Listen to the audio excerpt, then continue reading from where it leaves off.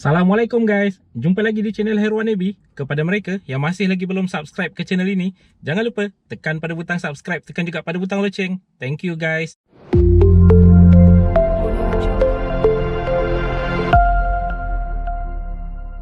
Rasanya ramai yang masih kurang faham berkaitan dengan kenyataan yang dikeluarkan oleh KWSP semalam, iaitu berkenaan dengan pengeluaran akaun 1 KWSP, siapa yang boleh mohon dan berapa boleh dapat. Okey, jangan risau guys. Dalam video pada kali ini, aku akan cuba terangkan secara terperinci berkaitan dengan apa yang dikatakan oleh KWSP semalam. Macam ni. Secara amnya, ada dua jenis pengeluaran ataupun ada dua jenis kategori pengeluaran, iaitu yang pertama adalah untuk mereka yang mempunyai amount baki di dalam akaun 1 melebihi daripada RM90,000, manakala yang kedua adalah mereka yang mempunyai baki akaun 1 kurang daripada RM90,000. Okey, kategori yang pertama, mereka yang ada baki lebih daripada RM90,000 dalam akaun 1.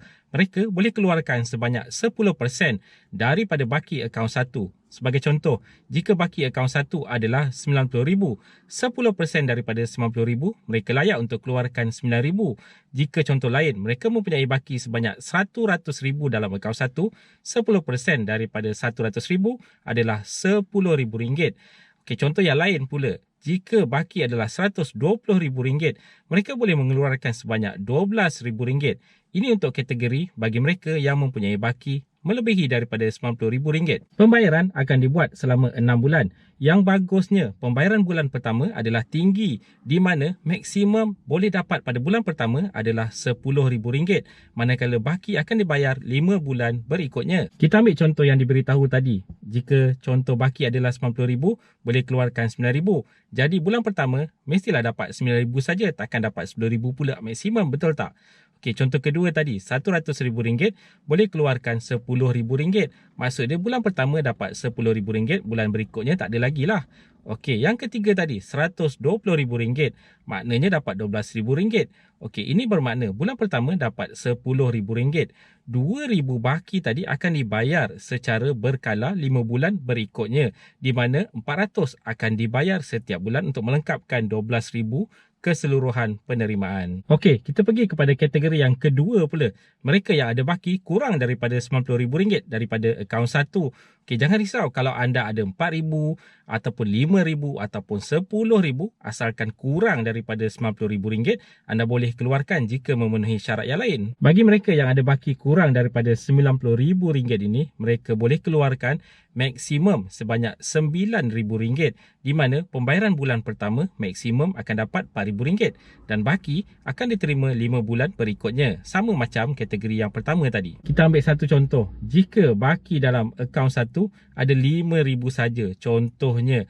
Okey, kena ingat maksimum adalah RM9,000. Tapi kalau baki ada RM5,000, takkan boleh dapat RM9,000 pula, betul tak? Sedangkan baki hanya RM5,000. Lagi satu, seperkara yang harus diingatkan. Selepas pengeluaran dibuat, baki dalam akaun 1 perlulah ada minima RM100. Okey, contoh RM5,000 tadi. Jika anda nak keluarkan, anda boleh keluarkan maksimum RM4,900. RM5,000 tolak baki kena ada dalam akaun 1, RM100. So, jadilah RM4,900.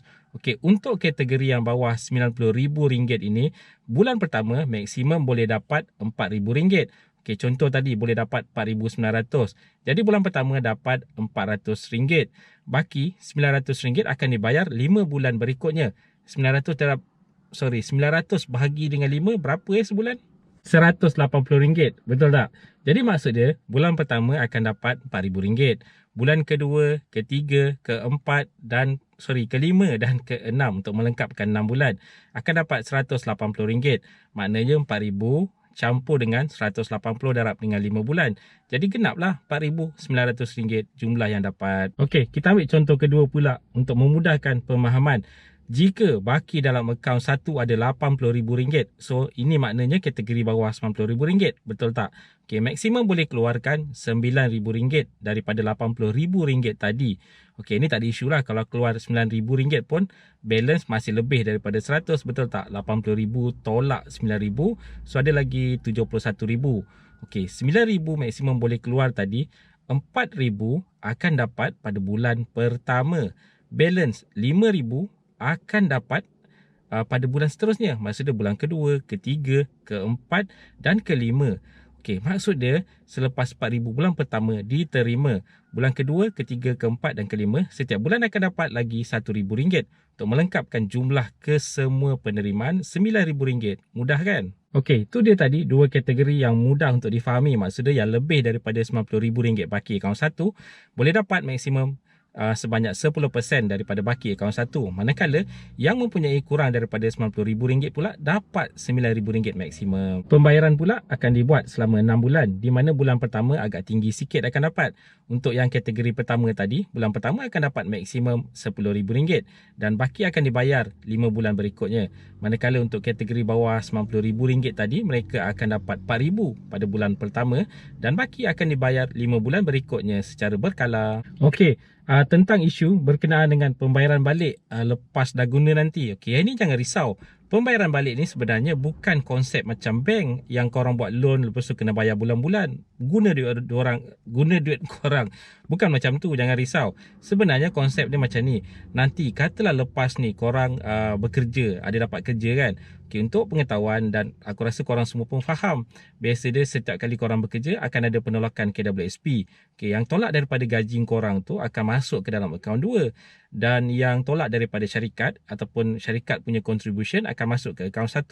Tapi lepas ni, kalau katalah korang ambil fasiliti ni, nanti bila ada penolakan daripada gaji korang, kalau korang bekerja lah lepas ni, okay, penolakan tu dia tak akan masuk ke akaun 2, dia akan masuk ke akaun 1.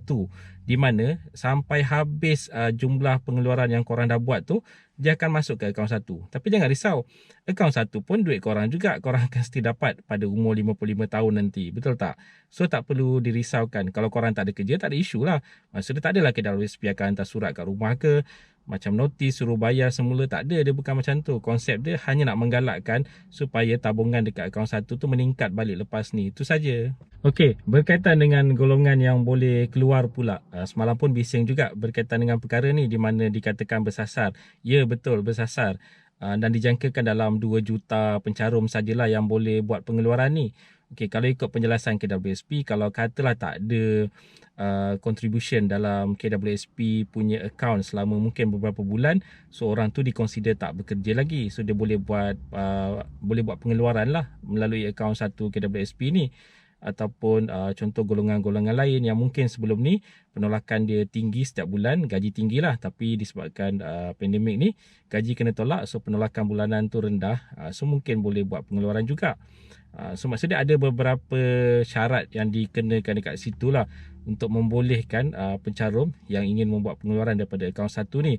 Cuma detail secara lanjut tu dia tak ada letak lagi, cuma dia bagi tahu golongan-golongan sasar tu macam mana. Contoh dia bagi tahu kalau tak ada 2 bulan penolakan daripada ataupun contribution kepada akaun KWSP, so dia anggap orang ni boleh buat permohonan. Cuma nanti tunggulah bila portal untuk permohonan tu dah buka, kita tengok apa syarat sebenarnya yang ditulis dekat situ. Okey, lagi satu guys, lepas tu permohonan boleh mula dibuat bermula daripada bulan 12.